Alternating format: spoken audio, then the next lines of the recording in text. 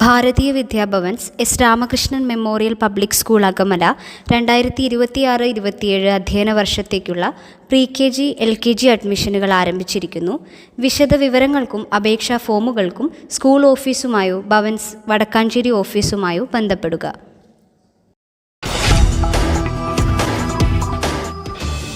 Chelakkara Killimangalam government arts and science കോളേജിൽ union തെരഞ്ഞെടുപ്പിന് പിന്നാലെ KSU ജോയിന്റ് സെക്രട്ടറിയെ ആക്രമിച്ച സംഭവത്തിൽ 2 SFI പ്രവർത്തകരെ ചേലക്കര പോലീസ് അറസ്റ്റ് ചെയ്തു.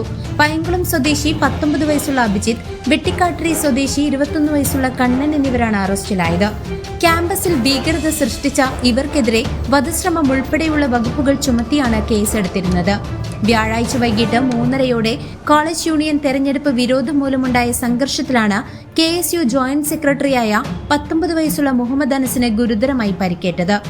ഒന്നാം പ്രതി കല്ലുകൊണ്ട് നിന്നെ കൊല്ലുമിട എന്ന് അലറിക്കൊണ്ട് തലയ്ക്ക് ആഞ്ഞടിച്ചതായും ഇതിൽ നിന്ന് ഒഴിഞ്ഞുമാറിയെങ്കിലും കല്ല് തലയുടെ ഇടതുവശത്ത് പിന്നിൽ കൊള്ളുകയും ആഴത്തിൽ മുറിവുണ്ടാക്കുകയും ചെയ്തതായും FIR-ൽ പറയുന്നു.